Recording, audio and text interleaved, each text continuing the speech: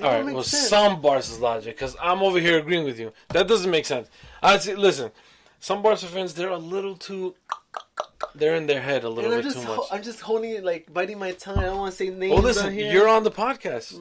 Get that shit out. Get that off your Get that off your chest. I don't want to name drop. I don't name drop. No name drop. That's fine. Because Barca fans are... My just, dad... use a different... Oh, your dad. All right, good. See, there's no name drop. It's just your dad. Use a different name. No. Felipe. Felipe's one. No, it's cool. Felipe is an asshole, right? He's an asshole for talking all shit. Barca fans are assholes. Okay, 90% of them. 90%. Right. I'll let you stay in the 10% for now. Okay, good. Okay? Because I'm very respectful. So you could say, Because, don't get me wrong, I can't stand Real Madrid with, like, my whole heart, but I respect them a lot. I respect you guys a lot because of what you guys done these past few years. I don't think it can be done. The only club I think can repeat that success is Bayern. That's the only team. Bayern? Only team, yeah. All right, I pronounce it Bayern. Don't fucking make fun of me. I didn't make fun of you. You said Bayern. Alex, you see, like, you're getting all that anger out because of, attacking. Anyway. Attacking Barca. Okay. Anyway, yeah, that's it for my Okay, rant. so that's your rant? Okay. All right. Yeah, that's rant wait, 2 of 2. Can I say one more thing? All right, 3 of 3. It's Barca fans, the reason that I can't support Messi. I love watching Messi play, but I don't want him to win, man. I don't want him to win. Well, all right, but how about watching Argentina? Can you support him there? No. Not even there? Not even there. Well, I can't support him because, me being Brazilian, I despise I can't support him. I can't. Like, there's Ecuadorian Barca fans that, like... They like right Ecuador played Argentina, right? And if Argentina lost, they wouldn't make the World Cup. Yeah. They root for Argentina. I've seen that shit Ecuador. On Twitter. I'm like, you guys are bullshitters, man. I don't get that. Girls, you guys are bullshitters. Anyway, I'm done. 3 of 3. We're on 3 of 3. Okay, so going back to PSG real quick. Pochettino is supposed to be the next one in line. From Tottenham, right? From Tottenham, yeah. What do you think about that? Do you think he's a good fit? Where's Carlos Ancelotti right now? He's chilling on some beach. He was actually watching the Real Madrid game. No, he was watching the Chelsea game against Barca 2-3 weeks ago. No, 2 weeks ago. That's where. Oh yeah, he's a free agent right now. Yeah, and Arsenal are supposedly looking into him. Chelsea is supposedly looking into him. No, Arsenal's looking PSG is another one looking into him. Those are 3 clubs looking at Carlo Ancelotti. Yeah, they should. But in episode 4, Gaston was mentioning that name drop. Gaston was mentioning that he's done with clubs. That he feels Carlo's done with clubs. That he could be the next in line for Italy.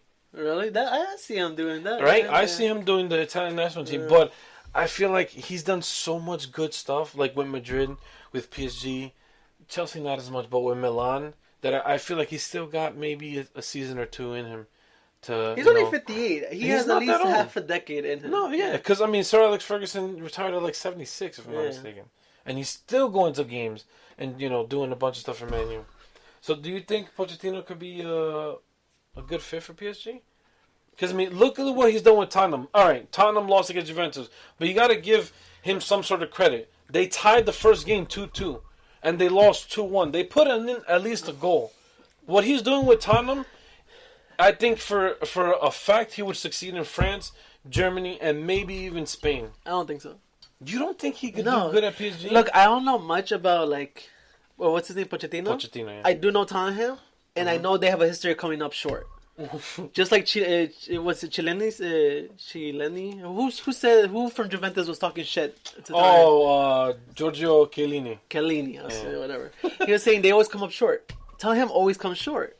That's on the coach as much as it is on the players. That's true, yeah. And PSG is trying to get out a coach that always comes up short in Champions League, and give them another coach that comes up short in Premier League.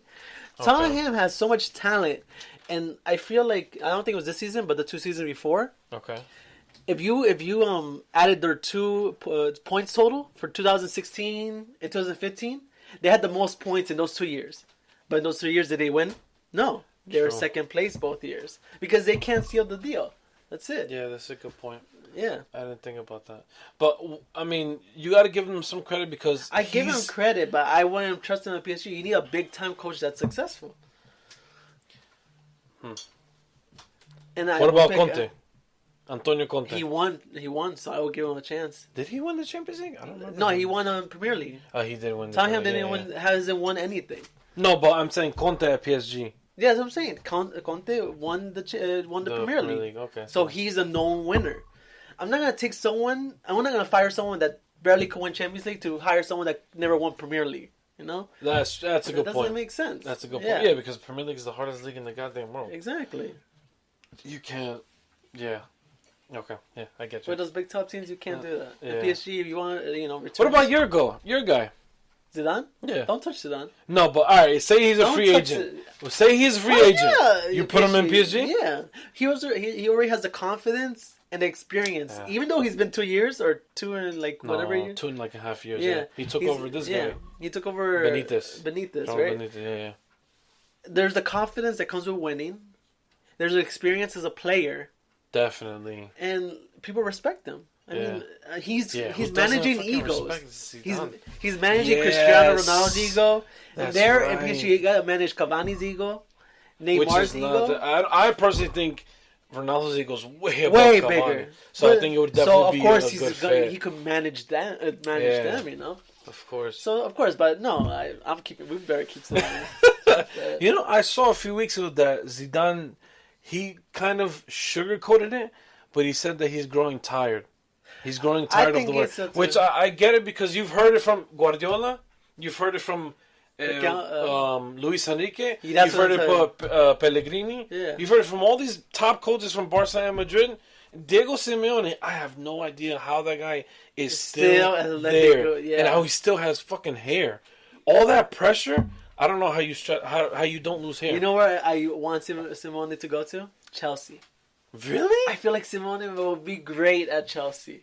I don't know. I mean, he's another one who's up for PSG. Really? He's another one that name dropping. He keeps denying it, but it's been like 3 he's years waiting for a consecutively. job. He's waiting for something to open up. I mean, because he did win La Liga once. Yeah. He won it, I think, a few years back. 2014. Was it? Oh, yeah, because they lost double. against you guys. Yeah. Yeah, that's right. Yeah. Okay. I mean, I think we tied that stuff in the 93rd minute. Whatever. You guys won. I respect you. I said I respect you. I didn't say I'm gonna hop on the bandwagon. Okay, so let's talk about Tottenham real quick because we got a little bit. I just got into Tottenham. I feel like. What else do you want to talk about? But all right. So let's look at last season. Last season they didn't make it out of the group stage. They won Champions League wise? Yeah, Champions League, not Premier League. Premier League, let them do what they got to do. Champions League, are they on the right path to success? He's building a young team. Who? Pochettino. He's building a young team. So look at this in the Champions League. I'm talking about. Last year they lost against Moscow 3-1. They lost against Monaco 2-1. They lost against Bayer Leverkusen 1-0. 1-0, 0-0 again, and the rest I don't care about. So what's your question to me, essentially? Do you think with this team next year? When Champions League? When Champions League. Can they go further than what they've done this year? You don't think so at all? No. I don't think so at all. Dude, really? I mean, I'm not expecting them to win. But they won't win. They won't win until these players in other clubs right now are like out of here. One thing, we don't even know if Kane is going to be there next season. We don't yet because your people are trying to take him. We might take him, right? I hope not. I think that would ruin him. Yeah, because I don't think he's a La Liga player. No. But anyway, they're just not. Like, the only Premier League I see taking it right now is Man City, right? And that's a big if. Because I feel like if they verse Bayern or Barca, they're going to get ripped. I think they could be Real Madrid, though. I think they could.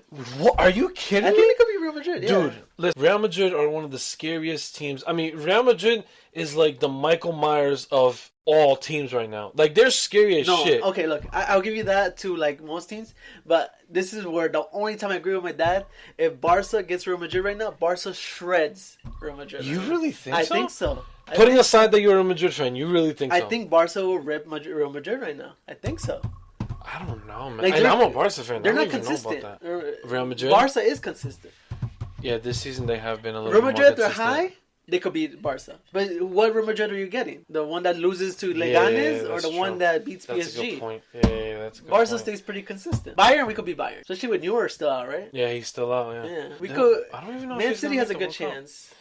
Man City, I feel like, because All right, Pep Guardiola already got his rough draft done with last year. They came up, what, third place, second place? Who's your dark horse? In the Champions League? Oof, that's tough, man. I'm gonna say City. City? Yeah, Yeah, that's dark City, horse. definitely. But you know who? One team who you should not fall asleep on? Man U? No.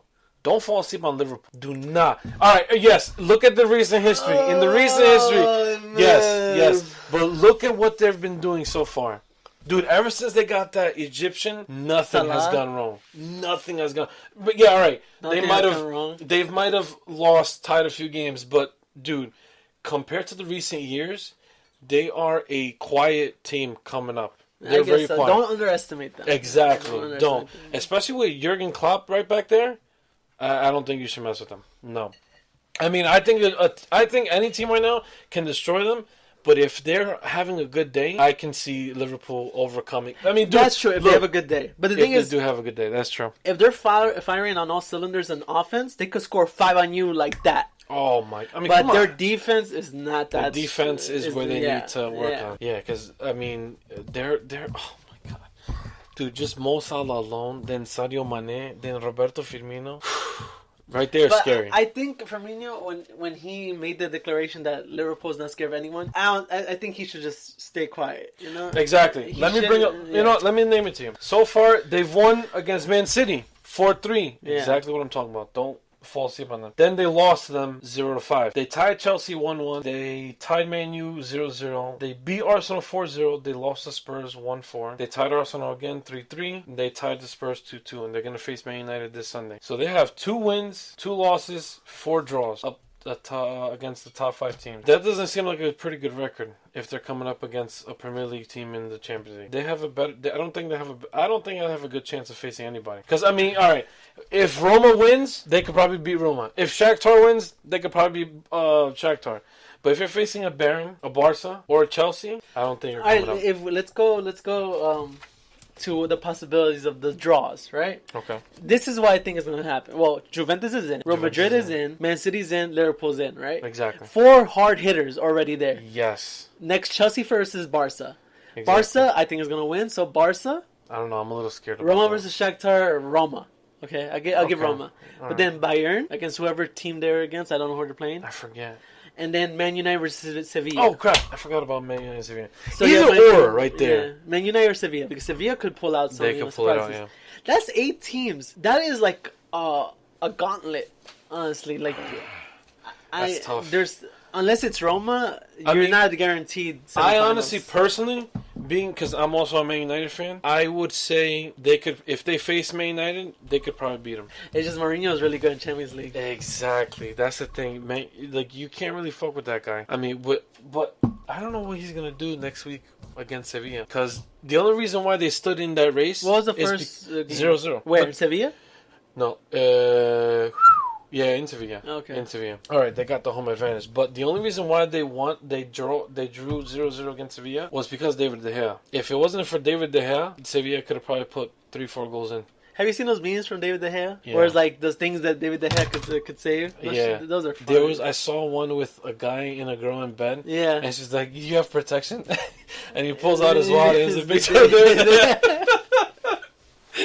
Oh my god! But that guy, dude, And what's funny, I remember when he first started out, everybody was like, Sir Alex Ferguson brought him in, and everyone was like, "Who is this?" Whatever. Yeah. And of course, why would you doubt Sir Alex Ferguson on his choices? Exactly. I mean, you can't doubt him when it comes to Pogba. You can. Come on. He went to Juventus and basically said, "Man, this is what you lost." That's probably the only error Ferguson's ever had.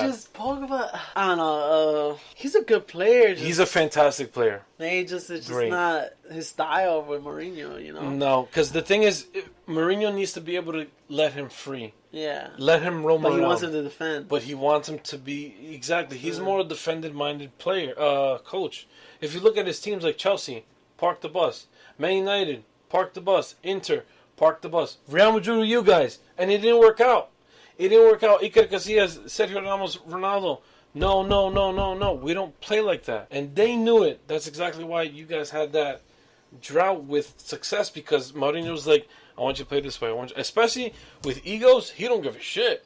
He'll tell you straight up. And especially with Ramos, Ramos ain't gonna put up with that shit. Ronaldo, he'll just send Ramos, and you're just fucked. He'll be like, yo, Ramos, take care of this fucker, and you